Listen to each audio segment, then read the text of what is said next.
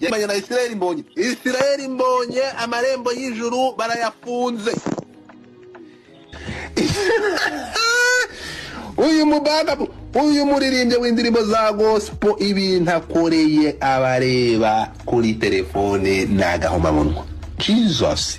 Ariko abari n'abasirimu Godfather ntago muzazana umwanda nk'uyu ngo tureke kuwamagana. Uyu no umuririmbyi w'igitangaza, uyu mukobwa yaciye ibintu, ariko gukora ibintu nk'ibi ngibi Yesu Kristo noneho reka bana yanjye bro ko banakomeye aba bakobwa ko banakomeye, umuntu arafata zanzara babadikabo zisangwe zimeze nk'amahwa we yahacafuje koko arahanyaye hose harangiritse. Uyu bajya bavuga mu kinyarwanda ngo akumiro ni itushi, kuko umugani w'ikinyarwanda bajyaga bavuga sinkumenya, ariko ndi kugenda nkumenya gake gake nanawusobanukirwa impamvu bawuvuze. Rero urwego rw'ubugenzacyaha RIB rwatangaje ko rwafashe abagabo babiri bakurikiranweho icyaha cyo gukwirakwiza amashusho y'urukozasoni y'umuhanzi witwa Floriye, uyu akaba azwi ku izina rya Yamano. Rero yatanze ikirego, hamaze iminsi amavideo y'urukozasoni hamwe n'umukunzi we bifashe video mu bushake, ariko abazikwirakwije n'abagabo babiri, harimo Ishimwe Patrick uzwi nka Pazo ndetse n'undi mugabo witwa Ki John. Rero abangaba RIB yatangaje yuko rwose yabafashe, ubu ari gukurikiranwa n'urwego rw'ubugenzacyaha RIB. Andi makuru rero, uyu mugore muri kubona kuri ekra yanyu, uyu mugore bamwe bamwibeshyeho bavuga yuko ari we wakoze iriya video. Bamwe bagendaga bavuga ngo ni umuramyi, ariko siko biri. Nta video ngo yigeze ijya hanze, abantu rero babisobanukirwe neza. Ahubwo hari video nabanjijemo imbere, ariko ntabwo ngo ari we, Rero abantu benshi ku mbuga nkoranyambaga nagiye mbona bateraho komanteri, ariko ngo ntabwo ari byo. Uyu muramyi, umugabo we ni umuramyi. Rero ni n'abanyamurenge. Abantu benshi bamwitiranyije na video ngo yasohoye nawe video, ariko ntabwo ariko bimeze, ni uguharabika, ni ugusebanya.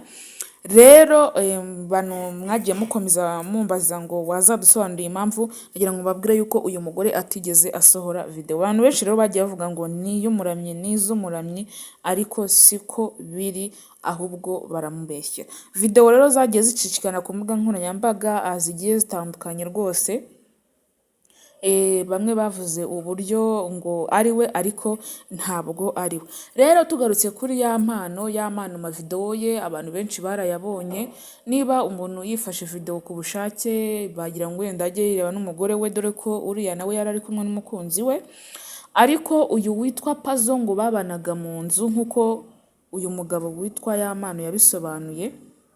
Ngo uyu Pazo babanaga mu nzu, bamaze kubana mu nzu, uyu Floriye aho yari amaze kugira umuryango, umukunzi we baje kubana, aramubwira ati rero Pazo ugomba kujya gushakisha ubuzima.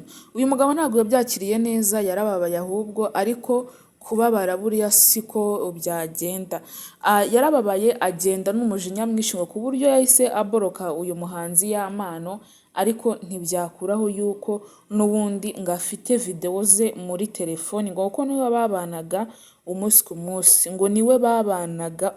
munsi, Rero uyu Yamano Floriye yatanze ikirego muri RIB, twarabyumvise, ariko yagitanze amafoto ye, amashusho ye yaramaze kujya hanze ku mbuga nkoranyambaga zose pe, yaramaze kujya hanze. Ariko dushimira na RIB nayo ijya ibacyaba abantu bashaka guharasinga umuntu bamusebya. Ntabwo ari byo, nta nubwo ari iby'agaciro. Kubona yenda ni umusitari, arazwi, ariko nabo ubwabo kwifata, barabizi yuko ari mu gikorwa cy'abashakanye imibonano mpuzabitsina, kwifata video ukagenda ukayibika muri telefone. Se ko ari umugore wawe muba muri kumwe, ari sheri wawe muba muri kumwe, muba mwifata amavideo y'iki?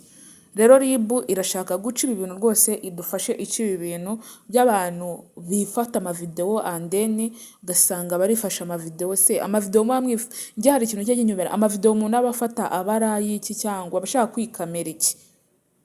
Ibyo nabyo ni ukubyiga, ariko umuntu uzi wese yuko ubikora akaba wifata amavideo, birekera aho ngaho, nta nyungu urimo, nta nyungu irimo rwose.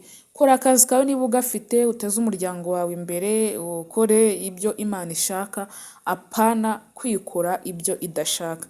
Kwifata amavideo y'urukozasoni ntabwo ari sawa. Nyine n'ubundi ubusebye cyangwa ntabwo, ariko abantu baba bakubonye ukundi, nubwo wenda utaba usebye ariko abantu baba bakubonye ukundi. Rero ibi byose nibyo umuvugizi wa RIB yagenze agarukaho, avuga uburyo niba kwifata video kugira ngo n'ubundi abantu baba bagufashe uko utari, kuko bamaze kukubona, imyanya y'ibanga yawe bamaze kuyibona. Tuzi yuko ari igice kirindwa cyane, ni igice kirindwa cyane mu buzima. Kugira ngo ucyubahe ugomba kugifubika, ubwo ni ukwambara imyenda wikwije. Hariya hantu niho hambere umuntu akureba ukumva ucitse intege, ukumva urasebye. Hari ahantu murabizi yuko harabungwabungwa cyane. Rero niba utazi kuhabungabunga cyangwa nawe ngo wifatire decision uvuge ngo aha hantu reka amabungabunge, nawe ubwawe byonyine uzaba wamaze guseba. Niba uzi yuko ubikora bihagarikiraho. Ariko nagira ngo mbabwire yuko uyu mugore ntabwo yigeze asohora video y'urukozasoni, ahubwo bashatse kuba bamubeshyira, rero ntabwo ari we. Mureke miranga mbashimira umugisha w'Imana akomeza kubana namwe aho muri hose mu mpande zose z'isi. Cyangwa aho waba uri mu Rwanda cyangwa mu bindi bihugu bigiye bitandukanye, umugisha amahoro y'Imana abane nawe.